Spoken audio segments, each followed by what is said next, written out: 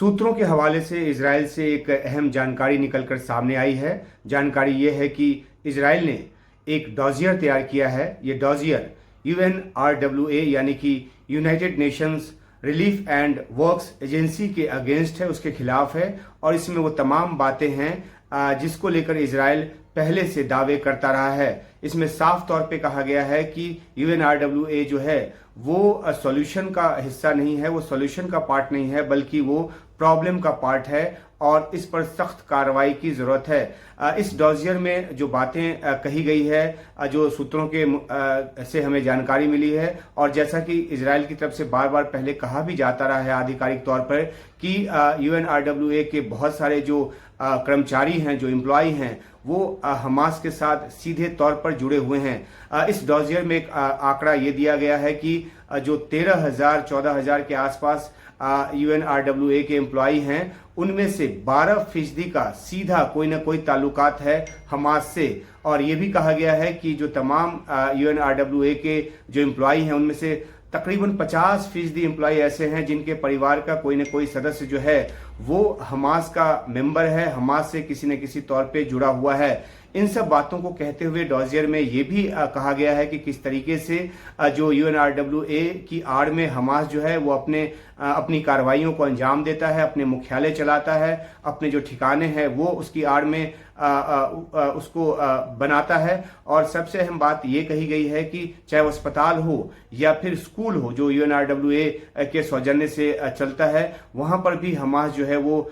उसने अपना मुख्यालय और अपनी कार्रवाइयों का जो ठिकाना है वो बनाकर रखा हुआ है। और इन सब बातों के जरिए ये प्रूव करने की कोशिश की जा रही है कि UNRWA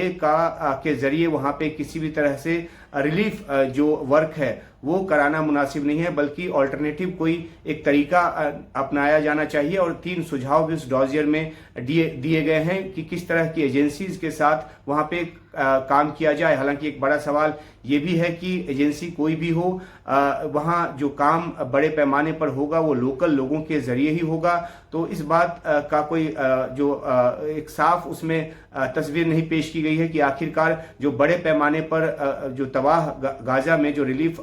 वर्क की जरूरत है उसके लिए इतनी बड़ी तादाद में जो लोग हैं वो कहां से आएंगे। उन्हीं लोगों पर डिपेंडेंट तो होना होगा जो लंबे समय से वहां पे काम कर रहे हैं और युद्ध की विभीषिका के बीच भी अपनी जान की परवाह न करते हुए भी वहां पर जो काम है वो कर रहे हैं। तकरीबन 3,000 के आसपास, एक अलग आंकड़ा है कि 3,000 के आसपास जो UNRWA के जो वर्कर्स हैं वो युद्ध की विभीषिका के बीच भी और तमाम बम और जो रॉकेट है या जो मिसाइल है उसके या हवाई हमले हैं उसके खतरों के बीच भी जो है लगातार वो अपना काम कर रहे हैं। लेकिन जिस तरीके से इजराइल ने डॉजियर तैयार किया है उसमें यह भी कहा गया है कि चाहे स्कूल के प्रिंसिपल हों, चाहे वो जो अस्पताल में काम करने वाला हो या किसी और क्षेत्र में रिलीफ के जरिए जुड़ा हुआ हो, किसी न किसी तौर पे बहुत सारे ऐसे जो नाम हैं उनका सीधा वास्ता जो है वो बताया गया है। किसी का जवालिया ब्रिगेड से जो ताल्लुकात है वो बताया गया है और कहा गया है कि वहां पे वो कमांडर का काम करता है। तो इस तरह के कई उदाहरण जो हैं वो दिए गए हैं, दर्जनों उदाहरण उसमें दिए गए हैं, जिसमें ये बताया गया है कि उस व्यक्ति के पहचान के साथ बताया गया है कि किस तरीके से वो हमास से सीधे तौर पे जुड़ा हुआ है। जो मकसद है इजराइल का वो ये माना जा रहा है कि इस डॉजियर के जरिए वो दुनिया के अलग अलग देशों में UNRWA की जो कार्यविधि है और उससे जुड़े जो लोग हैं वो हमास से जुड़े हैं। और वो न सिर्फ 7 अक्टूबर के हमले में कई लोग उसमें शामिल थे, जो बात पहले सामने आ चुकी है, और उसके बाद जो है UNRWA की तरफ से उन कर्मचारियों को निकाला भी गया और उसके बाद इजराइल को ये कहने का और मौका मिल गया कि बात में सच्चाई थी और तभी इस तरह की कार्रवाई हुई। तो अब जो है वो व्यापक पैमाने पर डॉजियर तैयार करके इजराइल ये जताने की कोशिश में है कि किस तरीके से UNRWA को जो काम करने से वहां रोका जाए और एक ऑल्टरनेटिव व्यवस्था जो है वहां पर बनाई जाए। इसमें यह भी कहा गया है कि जो UNRWA के जो प्रमुख हैं उनकी उनका जो इस्तीफा है वो होना चाहिए और एक कमीशन ऑफ इंक्वायरी जो है वो बैठनी चाहिए और साथ ही साथ alternative mechanism for humanitarian assistance जो है वो वहाँ पर शुरू किया जाना चाहिए। और इस डॉजियर के जरिए एक बार फिर से इजराइल की कोशिश उन देशों को अप्रोच करके हमास को आतंकी संगठन घोषित कराने की है जिन देशों ने हमास को अभी तक आतंकवादी संगठन घोषित नहीं किया है। हालांकि भारत भी उस देश में शामिल है। हालांकि भारत ने साफ तौर पर यह कहा कि 7 अक्टूबर का जो हमला था इजराइल पर वो आतंकी हमला था, लेकिन हमास को भारत जो है वो आतंकवादी संगठन जो है नहीं मानता। और इजराइल की तरफ से बार बार कोशिश ये की जा रही है कि भारत जो है वो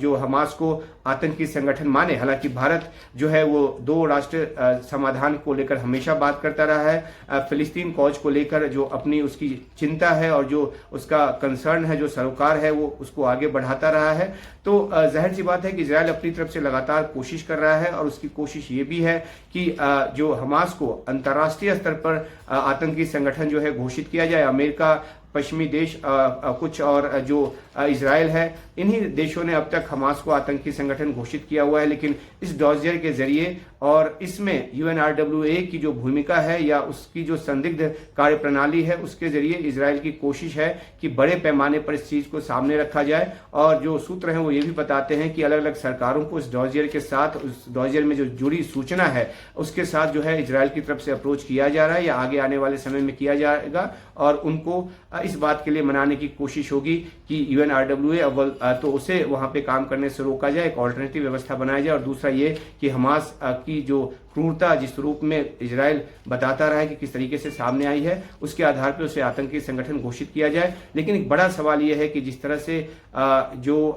गाजा में तबाही है और जिस तरीके से वहां पे लाखों लोग विस्थापित हैं जिनको खाने पीने की चीज़ों की किल्लत है, दवा की किल्लत है, अस्पताल वहां पे काफ़ी तबाह हो चुके हैं, तो ऐसे में अगर रिलीफ वर्क पे असर पड़ेगा तो फिर जो है लोगों की मुश्किलें और ज़्यादा बदतर होंगी। गाजा को इस वक्त ज़रूरत जो है मानवीय मदद की है और भारत ने अपनी तरफ से जो मदद है वो जारी रखा हुआ है। यूएनआरडब्ल्यूए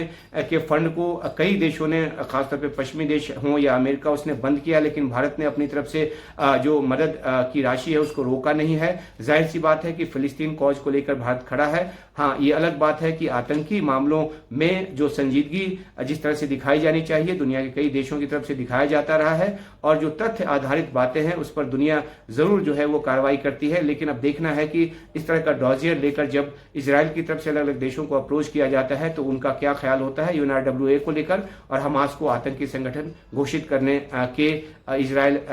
की मांग को लेकर।